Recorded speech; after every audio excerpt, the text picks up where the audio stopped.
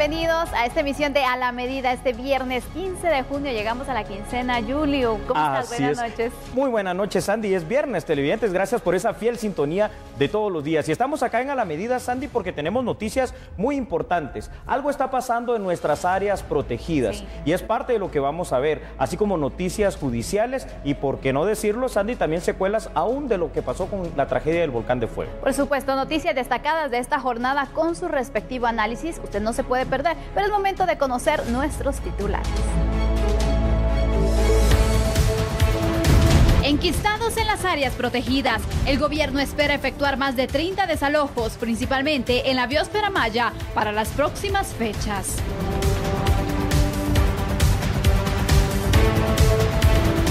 Cultivos convertidos en ceniza.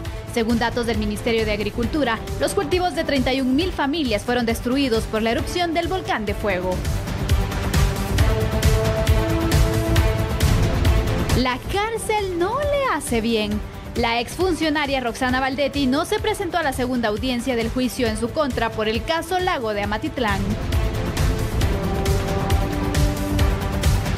Pende de un hilo. El magistrado Eddie Orellana, vinculado al caso Comisiones Paralelas, ratificó la solicitud de antejuicio contra la jueza Erika Aifán. Con necesidad de amor, más de 20 niños han evitado la institucionalización por medio del recurso de familias sustitutas. Trump quiere cambiar el sistema de inmigración. El presidente estadounidense acusa falsamente a los demócratas de la separación de familias en la frontera.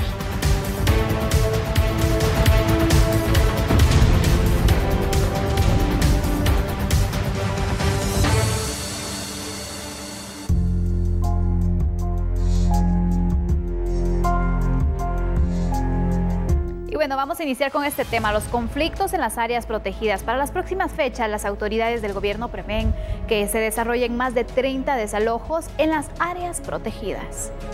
La Comisión de Diálogo y Conflictividad dio a conocer que se proyectan ejecutar más de 30 desalojos en áreas protegidas, principalmente en la parte de la biosfera maya. Toda la biosfera maya tenemos varias comunidades. De hecho, ahí hay ya cerca de 32 desalojos que están previstos. Está en el área de Cobán y también en el área de Izabal. Ahí encontramos algunos problemas también con una empresa privada que tiene una parte que aparentemente está también metido en áreas protegidas. Y también hay otros problemas en el área occidental. Quizá un tema poco conocido, pero no para nada poco importante. Al contrario, es muy relevante. La Ley de Áreas Protegidas manda al gobierno a defender y preservar el patrimonio natural de la nación, a establecer las áreas protegidas necesarias en el territorio nacional. Son áreas protegidas las que buscan la conservación, el manejo y restauración de la flora y fauna silvestre y también los recursos naturales y culturales. El artículo 10 de la Ley de Áreas Protegidas sobre la propiedad privada dice que el propietario mantiene sus derechos sobre su propiedad cuando sea declarada protegida, siempre que siga las normas y la reglamentación respectiva. El artículo 22 de esta misma ley asegura que las personas que se encuentran asentadas en un área protegida deben adecuar su permanencia a las condiciones y normas, mientras que el artículo 82 de la Ley de Áreas Protegidas bis tipifica el delito de usurpación a áreas protegidas cometido por quien, entre otras cosas, invadiere tierras ubicadas dentro de las áreas protegidas. Según la ley, el responsable de este delito será sancionado con prisión de 4 a 8 años y multa de 3,000 a 6,000 quetzales.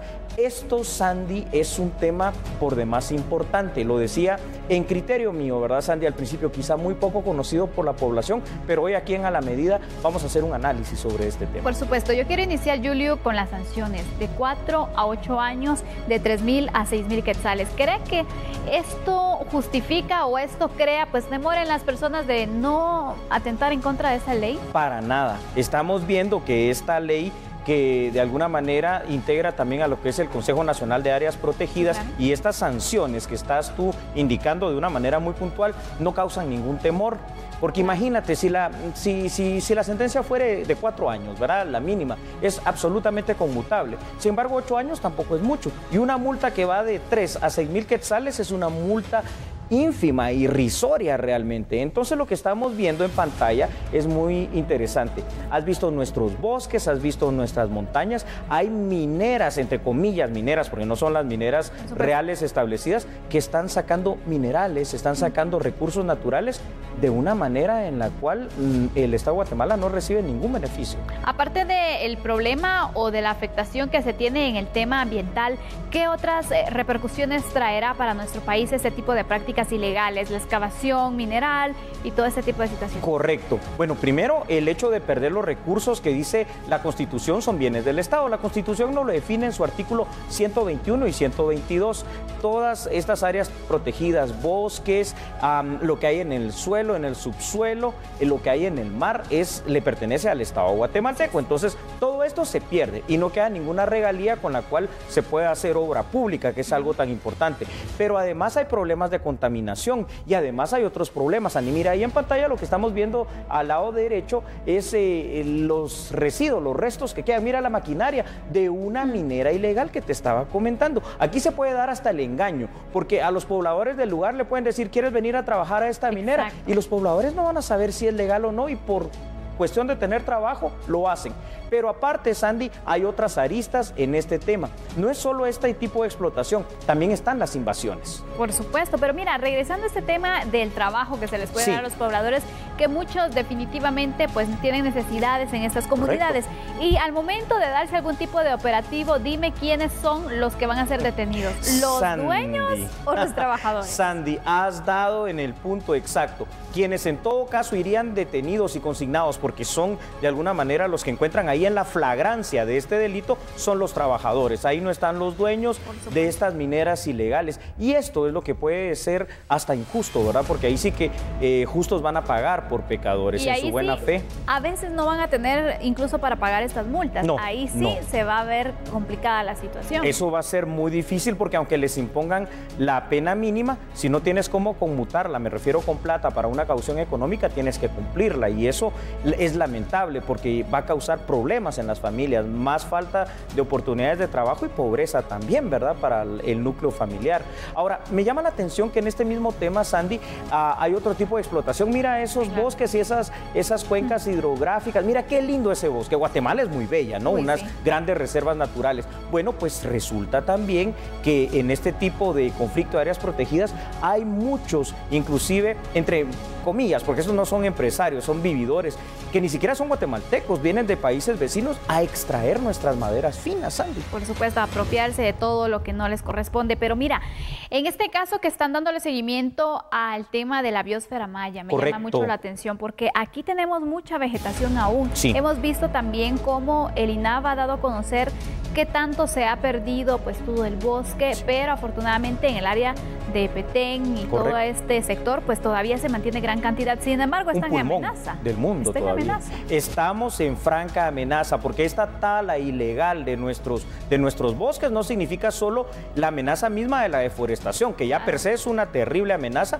que viene también con el impacto del cambio climático a influir e incidir más, sino que esto además daña lo que es la flora, la fauna y, como tú bien decías, en el área, por ejemplo, de Petén, todo lo que es la biosfera maya. Es decir, ahí tenemos algo que es patrimonio de la humanidad, que se pierde, porque esta gente de alguna manera lo que hace es quitar estos recursos y no les importa si hay vestigios, por ejemplo, de una gran cultura como la cultura maya. Y aquí estamos realmente perdiendo. Yo creo que acá es un llamado de atención para que el ejército pues seguramente tome medidas en este tipo de situaciones, porque como ya no está en las actividades de la seguridad ciudadana, sino que cuidando lo que es, por ejemplo, el tema de las fronteras, aquí tenemos unas amenazas que nos vienen muchas veces transnacionalmente por nuestras fronteras porosas, sobre todo donde tú mencionaste, que es lo que colinda con México, básicamente. Julio, vemos otra situación. Las personas a veces se dan cuenta que hay personas que están trabajando, que están excavando, pero a veces también da miedo poder denunciarlo. Hay denuncias que se pueden hacer anónimas y que alertan a las autoridades también. Eso es muy cierto. La denuncia hoy por hoy, cualquier denuncia, esto es cualquier denuncia televidente de A la Medida, que usted interponga en el Ministerio Público o lo puede hacer también en la Procuraduría de los Derechos Humanos, ellos la pueden recibir y luego la trasladan al Ministerio Público, puede ser anónima si usted no quiere dar sus datos. O sea que excusa para no denunciar, que es nuestra obligación ciudadana, no existe. Y yo creo que es una muy buena reflexión la que tú haces, el llamado para nuestros hermanos guatemaltecos es denunciar cuando vean algo así. Porque recuerdas que hace 2 o 3 meses estábamos hablando de una noticia que causa, a veces pareciera de risa, pero de risa no tiene nada. Sí. Un quetzal, ¿te recuerdas? En un salón de belleza de un centro comercial de una ciudad, de la ciudad capital. Allí también hay otro tipo de negocio con esto de las áreas protegidas. Mucha de nuestra fauna, ¿verdad?, tan linda, se está yendo con un comercio ilegal a otros países, pero en el camino y en el transcurso muchos de estos animalitos mueren. Definitivamente, qué gran daño le estamos causando, pero ¿qué se tiene que hacer? ¿Cuál es la recomendación que tú darías en temas de seguridad? Porque esto también ya es un tema de seguridad, sí, es un tema de ambiente, abarca diferentes aristas. Sí, en el tema de seguridad, fuera de la denuncia, cuando hay algo que usted considere que no es legal, entonces hágala, pero fíjate que a mí me preocupa algo. Acabamos de pasar una gran tragedia con lo que sucedió con el volcán de fuego. Muchas de estas situaciones de áreas protegidas, te decía hace unos breves instantes, se dan invasiones de terrenos, invasiones que después malos dirigentes campesinos vienen y venden esos lotes sabiendo que no son de ellos, en áreas de riesgo, en áreas protegidas, y ponen en peligro a la gente. Entonces, mucho cuidado con eso, por favor, Sandy. Hoy el llamado es a la reflexión para que usted se quede ahí en casa con el tema y pueda conocerlo. Qué importante es que al momento de comprar cualquier bien, en este caso un terreno, una casa, se pueda pues preguntar, consultar un poco, verificar también acerca de la situación, el terreno que se encuentra. Para investigación catastral. Por supuesto, para de esa forma garantizar la inversión que se va a hacer.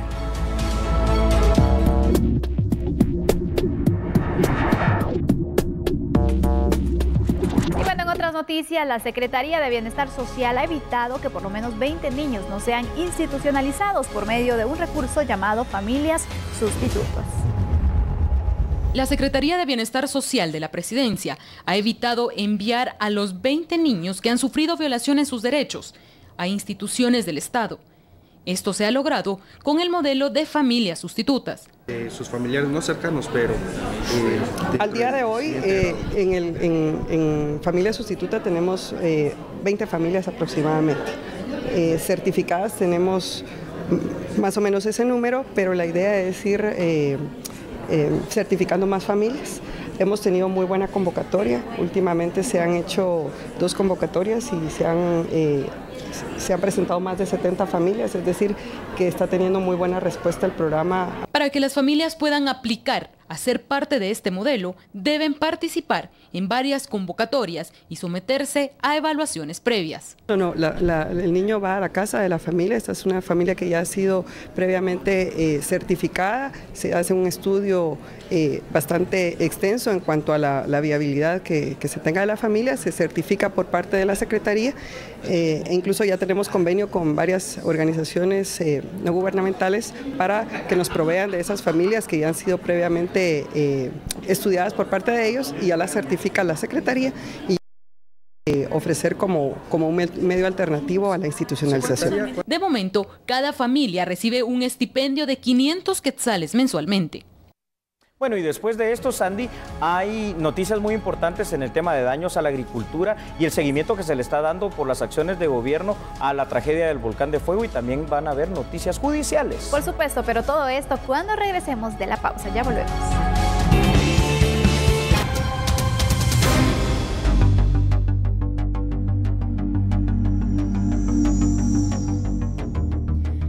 Gracias por sintonizar A la Medida y continuar con nosotros. Las autoridades del MAGA han detectado que los cultivos de 31,000 familias quedaron completamente destruidos por la erupción del volcán de fuego.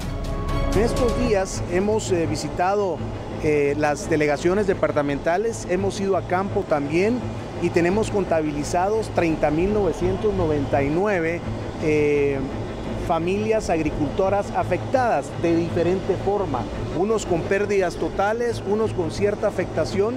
Diríamos que un 25% aproximadamente de estas personas son excedentarios, por lo que no necesitan apoyo del gobierno, familias de infra y subsistencia es el resto, por lo cual el gobierno ya tiene un plan de reacción inmediata con bolsas agropecuarias, con alimentos y también con instrumentos de labranza para que puedan apoyar a todas estas personas. Se coordina con Agexport y Anacafé el impulso de nuevos planes de desarrollo local y siembra de cultivos alternativos para los afectados.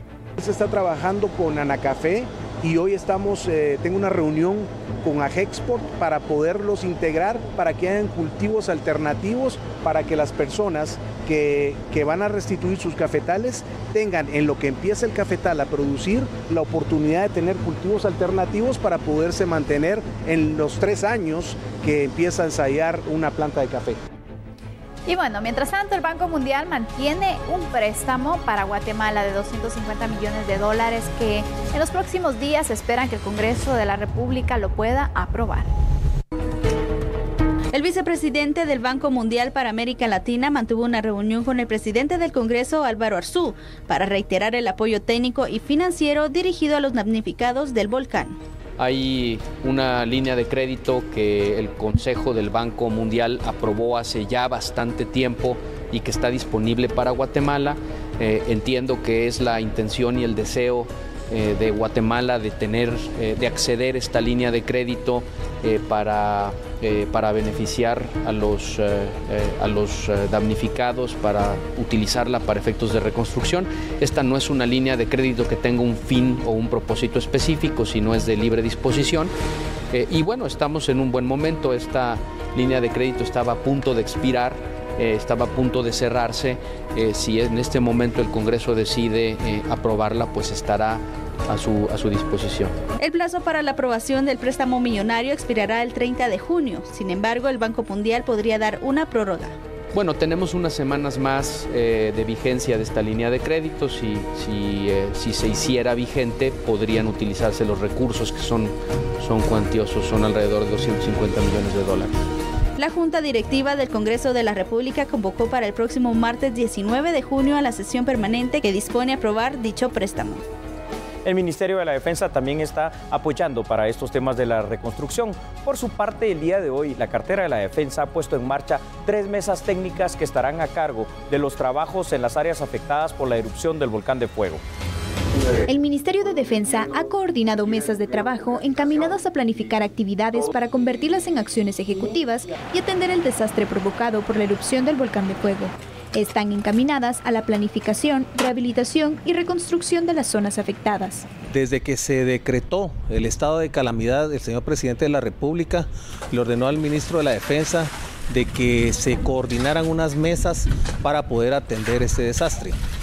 Básicamente se crearon 3 mesas, se organizaron 3 mesas donde participan todas las instituciones del Estado y están organizadas. Hay una mesa que es de planificación y presupuesto, hay otra mesa que es la mesa de rehabilitación, que está viendo todas las actividades puntuales y emergentes que están sucediendo en este momento, y hay una mesa que es la mesa de reconstrucción, donde se está proyectando para tener un nuevo lugar o rehabilitar las instalaciones que deban de hacerse, y también la Ruta Nacional 14. Entre las instituciones que conforman estas mesas de trabajo están el Ministerio de Relaciones Exteriores, Finanzas Públicas, Economía, CGPLAN y Conred. Todas estas acciones son por demás importantes, Sandy, porque primero estamos hablando de temas de ayuda para la reconstrucción. Es importante coordinar estas 3 mesas técnicas, me parecen muy oportunas en este sentido. Así es, y es que lo que se busca también es poder orientar bien el trabajo, el esfuerzo, los recursos. Correcto. Y de esta forma tener mejores resultados, porque veíamos, y ayer lo comentábamos también, Julio, que al principio pues no se tenían como los mayores resultados que se esperaban por la situación. Ahora ya vemos avances, ya vemos que hay recursos. ¿Se mira la coordinación? Exactamente. Creo que así puede funcionar más, puede caminar más el tren, ¿no? Eso es lo importante. Y muy brevemente, Sandy, algo que no puedo dejar de comentar. En la primera nota que diste en este bloque, 31,000 familias afectadas por el rango que abarcó la erupción del volcán de fuego en 3 departamentos. Entonces, no necesariamente fueron parte de la tragedia física material en cuanto a los familiares, pero sí en los cultivos. Así es, y bueno, son algunas de las noticias sobre esta situación que continúa afectando afectando a diversos sectores, diversas comunidades, pero tenemos otras noticias que también les queremos compartir, así que nos vamos a trasladar con otros temas.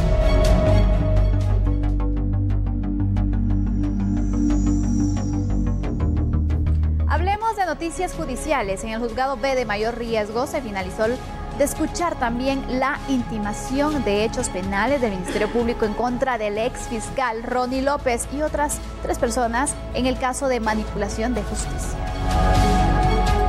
En la audiencia de primera declaración se reprodujo la declaración en anticipo de prueba de unos colaboradores de la Fiscalía Especial contra la impunidad del Ministerio Público. El juzgador le otorgó la palabra a los indicados para declarar libremente sobre la acusación penal que hizo la Fiscalía en su contra, en la cual se dijo que colaboraron con Ronnie López para crear ilegalmente un proceso penal. La señora de ella me estaba esperando, me ofrece comida, me llega a buscar ella, me llama. ¿Cómo podría yo haberlo amenazado si ellos son los que me buscaban a mí para tener la conversación con el señor Irmelgar? No entiendo yo por qué dice él que lo amenacé. En ningún momento lo amenacé. Si él me estaba esperando a mí, él tenía ansia de hablar con don Eric Melgar. Él me dice a mí que yo lo amenacé y no, en ningún momento. La diligencia judicial continuará la próxima semana en el juzgado B de mayor riesgo. Se le otorgará la palabra a los abogados defensores para presentar sus argumentos de descargo y pedir que sus patrocinados no queden sujetos a una investigación penal en el caso manipulación de justicia.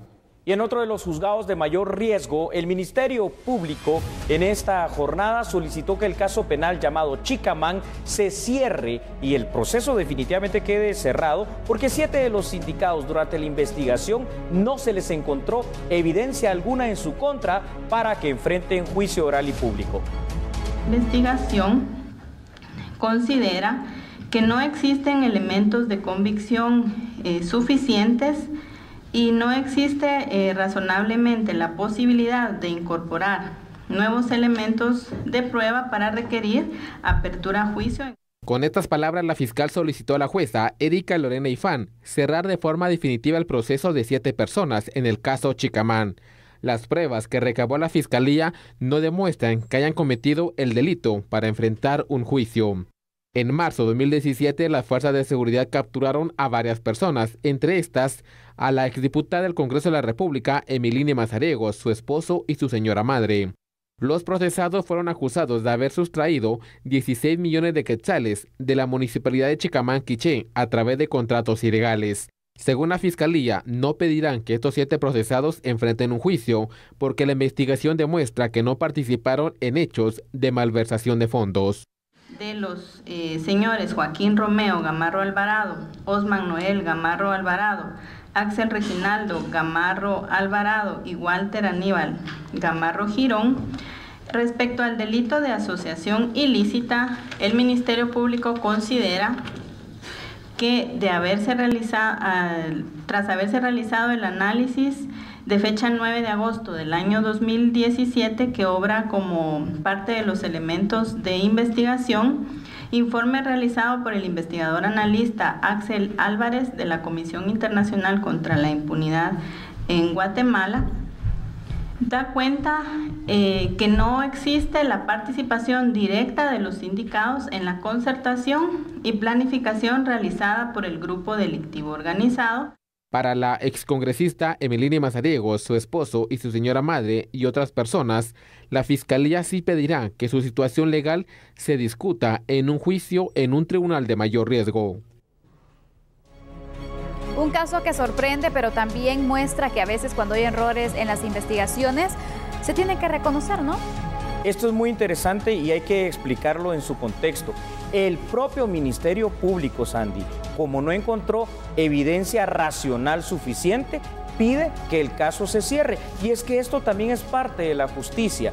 El Ministerio Público, su función es dirigir la investigación. Si hay evidencia, llegar a juicio oral y público, pero si no la hay, pues pedir que el caso se cierre y que obviamente los sindicados pues recuperen la libertad o recuperen el goce de sus medidas que se le hayan aplicado. Yo lo veo muy positivo.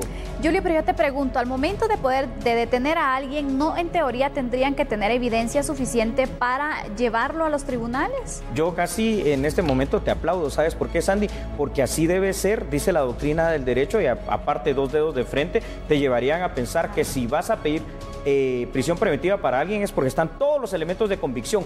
Pero aquí lo que pasó es que antes, ¿verdad? Ahorita estamos viendo que tal vez empiece a cambiar. Lo que se hacía es, ante la duda, lo que hemos comentado, prisión preventiva, en el camino averiguamos si es o no culpable, si le destruimos la vida a la gente no importa y después, oh, disculpe, usted no tenía nada que ver. No, eso no puede ser así. Por eso yo sí veo con buenos ojos esta acción del Ministerio Público. Así debe ser, garantías procesales y debido proceso sencillamente. Se espera entonces, o cómo tú ves el futuro que pueden llevar los procesos judiciales ahora, los casos de investigación, cuando vemos también en específicamente que se retractan de lo que hicieron. Yo creo que cuando se cometió un error es bueno reconocer que se cometió el mismo y enmendarlo.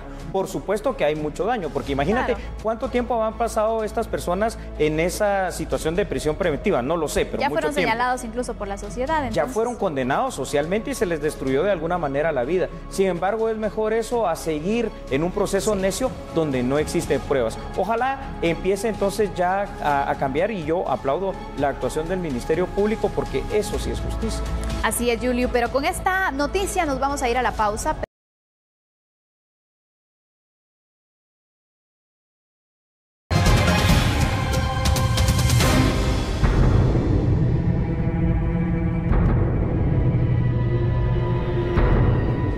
Continuamos con noticias judiciales. Los abogados defensores de los procesados por el caso del lago de Amatitlán aseguraron ante los jueces del Tribunal C de Mayor Riesgo que durante el desarrollo del debate oral y público y con las pruebas de la misma Fiscalía demostrarán la inocencia de sus patrocinados. Pero otra situación que también sobresale de esta jornada es que la ex vicepresidenta Roxana Baldetti no llegó a la audiencia porque presentaba quebrantos de salud.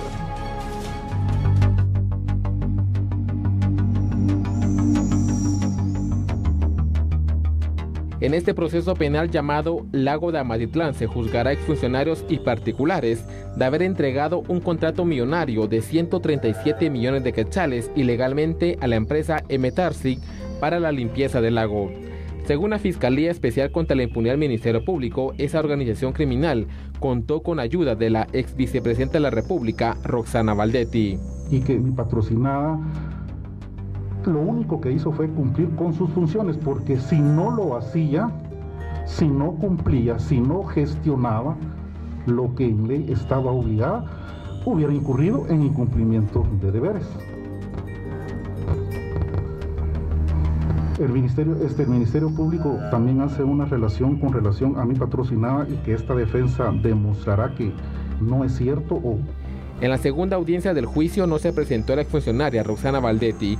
A través del sistema penitenciario envió una carta al tribunal indicando que no podría asistir a la diligencia judicial por quebrantos de salud.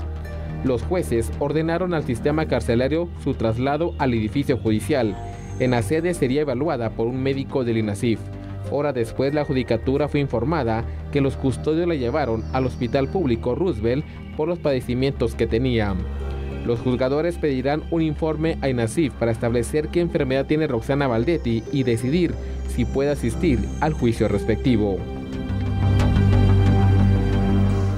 Bueno, y el caso del lago de Amatitlán es uno de los que se tiene en contra de la exfuncionaria Roxana Baldetti, porque precisamente en el caso de este lago de Amatitlán, en marzo del año 2016, casi un año después, que es febrero de 2017, fue enviada a juicio por los delitos de asociación ilícita, fraude, tráfico de influencias. Según el Ministerio Público, Baldetti habría usado sus influencias como vicepresidenta para entregar un contrato a una empresa por 137.8 millones de quetzales que serían utilizados para comprar un líquido misterioso que descontaminaría el lago de Amatitlán. El hermano de la exfuncionaria, Mario Alejandro Baldetti, también enfrenta un proceso por el mismo caso, acusado de asociación ilícita, fraude y tráfico de influencias. Hoy, Roxana Baldetti no se presentó al juicio por una afección gastrointestinal, por la que fue ingresada por algunas horas al Hospital Roosevelt. Pese a los intentos de su defensa, el tribunal a cargo del caso decidió continuar con el proceso, donde también son juzgadas otras 12 personas. Bueno, Sandy, hablando de casos paradigmáticos, este es un caso tremendo, pero creo que lo primero a destacar es el hecho de que habrá que determinar si esa enfermedad real por las tomas se ve que sí va bastante mal o que era lo que sucedió con Roxana Valdetti. Al final de cuentas parecía ser una afección gastrointestinal que no ameritó que quedara recluida. Aparte no hubiera podido quedar recluida porque no había una orden de juez. Exactamente. Tenemos esta situación entonces, y ayer tú bien lo comentabas, Julio, Sí, que Sandy, la salud de Roxana Valdetti no andaba muy bien. es correcto. Bueno, pero por lo que estamos viendo en estos últimos días, Sandy, parece ser que la salud de varios de los implicados en muchos casos. Lo que pasa es de que es importante establecer una situación. Si las personas son culpables hay que juzgarlas, ¿verdad? Definitivamente que sí, pero estos largos periodos de encierro, que son los que tanto hemos venido comentando, ¿verdad? Desde finales de la semana pasada, que rayan ya a veces en actos un poco reñidos con lo que debería ser la aplicación del derecho, causan esta situación. Sin embargo, una cosa también a destacar es que el juzgador en esta mañana, para este caso, no suspendió la audiencia continuó. ¿Sabes por qué? Porque sabes tú el recurso y la logística que implica trasladar a los privados de libertad allí, y que eso es un gasto que tú y yo y los guatemaltecos pagamos. Qué bueno, ¿verdad? Así es, y aparte este caso ya lleva tiempo en estarse ejecutando, imagínate. Correcto. Para seguirlo alargando y alargando, ¿cuándo se podría pues reprogramar la audiencia? Así Sabemos también que hay otros casos que llevan los jueces, no es como que solo este llevaran. Por lo tanto, aumentaría la mora judicial. Pero yo me pregunto, ¿por qué tanto tiempo en ejecutar estos casos y esto que son los casos de alto impacto? Esos son los casos de alto impacto, los que se conocen en los medios y los que supuestamente caminan con mayor celeridad o rapidez. Ahora, creo, Sandy, que lo que empezamos a ver ligándolo con lo que hablábamos en el caso Chicamán, el Ministerio Público va a tener que empezar a perfeccionar toda esta situación. Claro. Si hay culpables, llevarlos de la manera más rápida posible a la tercera fase del juicio oral y público, que es esa precisamente, y que se determine si va a haber una sentencia que sea condenatoria o absolutoria, pero rápido, porque eso va a empezar a generar confianza en nuestro sistema de justicia, que hoy no se tiene. Por supuesto, Julio, pero bueno, este no es el único tema que acaparó la atención en la torre de tribunales. Hay otro del cual le vamos a dar a conocer a continuación. Y hablando siempre de los temas judiciales, el magistrado Eddie Orellana, vinculado al caso penal Comisiones Paralelas, ratificó la solicitud de antejuicio que presentó en contra de la jueza de mayor riesgo de Erika Lorena Aifán.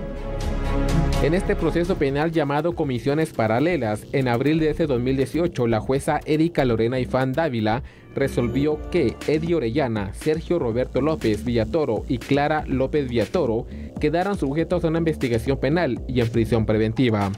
En esta primera fase del proceso penal hay indicios criminales que la Fiscalía debe investigar para determinar si los procesados cometieron algún hecho ilegal. El magistrado Eddie Orellana presentó una solicitud de antejuicio en contra de la juzgadora, alegando que Aifán Dávila autorizó un allanamiento ilegal en su residencia. A finales de mayo, los magistrados de la Corte Suprema de Justicia le dieron trámite a la petición del retiro de inmunidad. En los próximos días, la juzgadora debe presentar sus pruebas de descargo ante el pesquisidor nombrado por la Corte Suprema.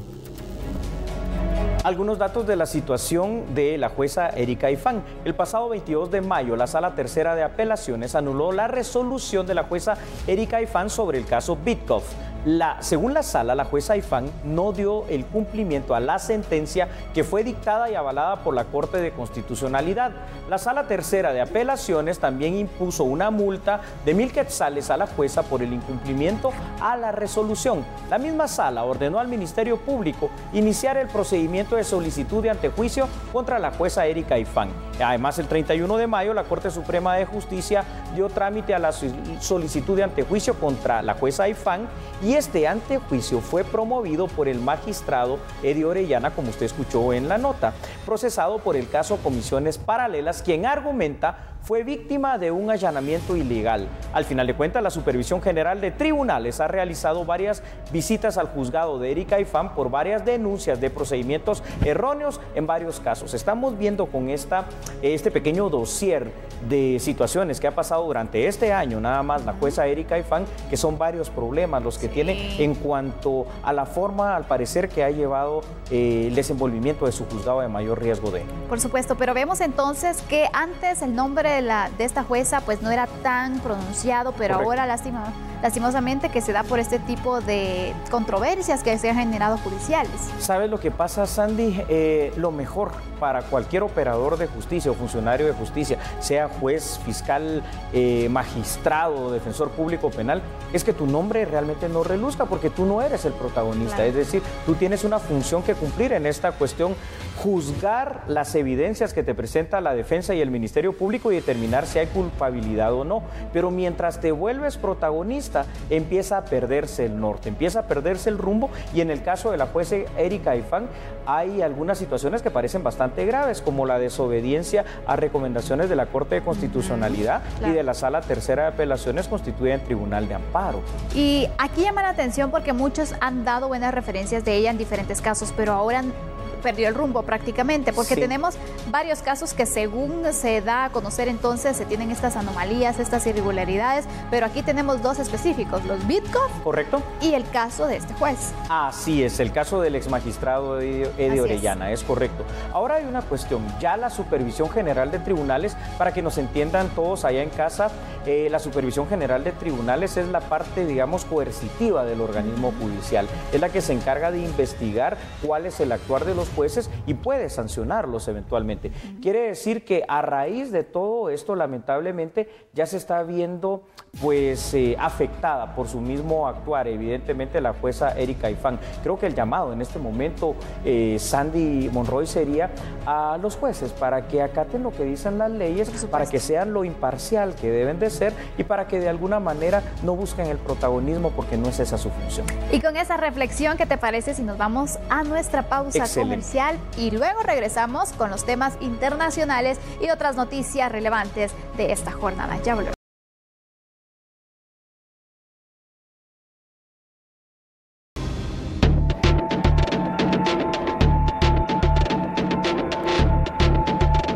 La ayuda humanitaria internacional para las víctimas del volcán de fuego continúa llegando a nuestro país. Por ello, Bolivia se sumó con la donación de 46 toneladas de víveres y otro tipo de insumos. Autoridades bolivianas comentan que el apoyo incluye alimentos no perecederos, carpas, cobijas, kits de emergencia, entre otros. Hemos recibido también la llamada de apoyo en asistencia humanitaria que ha hecho el gobierno de Guatemala. Y bueno, el presidente Evo Morales de Bolivia ha pedido a través del Ministerio de Defensa y de Defensa Civil que podamos cooperar con 46 toneladas, tanto de alimentos como de vituallas para las personas damnificadas, de acuerdo al requerimiento internacional que ha hecho Guatemala. Es parte de los almacenes que tenemos de Defensa Civil en Bolivia, y ustedes saben, Bolivia no es un país grande, no es un país rico, pero todo lo que tenemos con todo gusto, pues en la solidaridad que debemos tener con cualquier país latinoamericano. El apoyo será gestionado en el Centro de Coordinación de Ayuda Humanitaria para trasladarse de inmediato a las familias afectadas, con el apoyo del Ejército Nacional. De la misma forma que se está manejando el resto de ayuda humanitaria que hemos recibido, con todos los protocolos existentes, con red hace recepción de estos insumos, todos los registros pertinentes administrativos contables que corresponden, y se están trasladando de manera inmediata a los centros de acopio oficiales que tenemos en Escuintla. Y la ayuda está llegando hasta de lugares bastante lejanos. Un congresista de Taiwán ofrece ayuda técnica, financiera y de tecnología a Guatemala tras la devastación del volcán de fuego. Luego de la erupción del volcán de fuego, varios países se han sumado para ayudar a los más de 1 millón de guatemaltecos que resultaron afectados. El congresista taiwanés Chiu Chi-wei se reunió con Juan Ramón Lau, tercer vicepresidente del Congreso de la República, para expresar su sentir por la tragedia del 3 de junio. Taiwán y Guatemala son hermanos desde el corazón. Entonces, las cosas Guatemala, también las cosas de Taiwán. Entonces podemos ofrecer cualquier tecnología, recurso, hasta financiero, todo. Esperamos que esa reconstrucción lo recupere lo más pronto posible. El pasado 5 de junio, la Embajada de Taiwán en Guatemala reiteró su apoyo al país, además de sumarse a los millones de guatemaltecos que hicieron donativos para los damnificados.